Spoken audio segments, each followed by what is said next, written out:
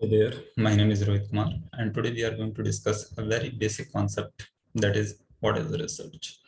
So, usually before starting any particular kind of research, people do worry about this thing, that what we are exactly supposed to do. So, here is the definition of research, and I have found this from internet, from Western Sydney.edu.au, and similarly some other related articles. You can also find more, and you can explore more. But whatever I have understood, and a basic definition that seems suitable, is that research is defined as the creation of new knowledge and or the use of existing knowledge in a new and creative way. I agree with the later part more, means the knowledge is already existing. We just need to see it from a different viewpoint. And in this way, we create new perception and we try to define the things in a new way. So as the term research itself says, research means everything is already present. We are just trying to find it out in a different way. Okay, and this variation of viewpoints, this variation of perception, this difference of opinions makes a major impact, because many times we ignore the substantial part of a particular thing or research, and the other people see the things from a different viewpoint, and that's why we do try to uh, have a kind of discussion so that we could encounter each means to in the favor of some things or against each other. We do try to debate, but out of this debate or discussion we gain some sort of knowledge that is important from a research viewpoint. So point is that there are multiple activities involved in the active research. One is like the professional, technical, and the administrative support. Second is the management of the staff that is related with your research. Then there are different activities and the training sort of activities. Then development of different resources. Then the supervision of your staff or the students, etc. Now, when we say that research term is quite understood, but when we say that it's a process, so in terms of process, what are the things, or the what is the basic purpose?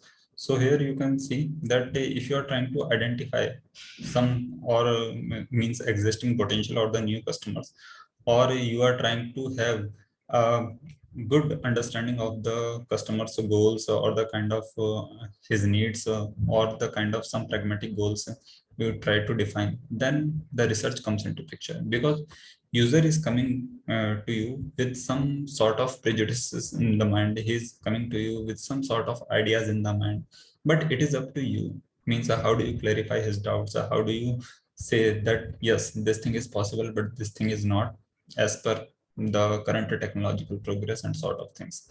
Then you need to develop a productive plan or the kind of strategy. Then you need to address some of the challenges. Then you need to put a further expansion plan or sort of other things. So in this way, means they have defined from a market or a business point of view all these things. But in every research, there are some steps. Fundamental thing is, means that there is a problem statement, then you need to see on the problem statement, then you need to do some sort of feasibility study, means whether the things is possible is not.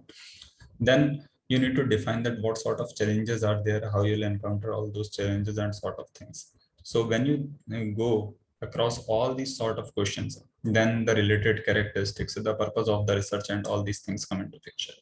So when we say that the research is there, so usually there are three types of research, means as this particular article is also saying. First is the exploratory, means you are trying to just explore the things. Second is the descriptive research, where you are trying to describe something, means like a survey or tutorial.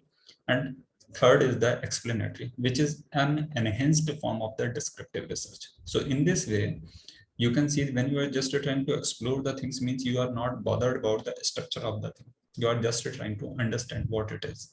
So there is no need of any particular structure in exploratory research.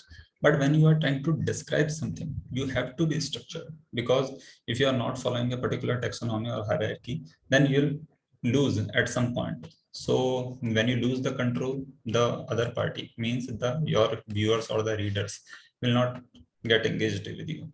And if you are trying to explain, means you are not only describing, you are trying to explain the things, then there is a need of highly structured course or plan.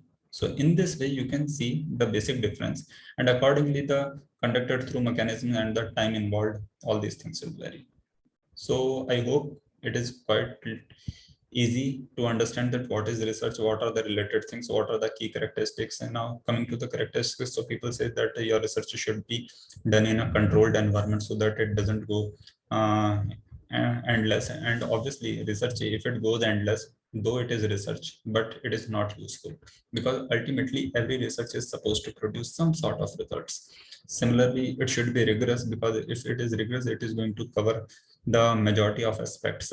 Those are targeted. Additionally, it is going to complete soon. Then it should be systematic, means it should follow a particular path, so you'll not lose your actual destination path. And similarly, it should be very valid, empirical, it should be knowledge based, etc., etc. So many different things, and the definitions and characteristics are there.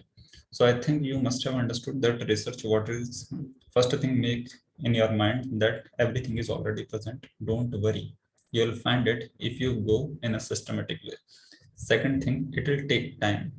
You have to be rigorous. And then lastly, it should be result oriented, means you should produce some sort of result in the form of publication, patent, etc.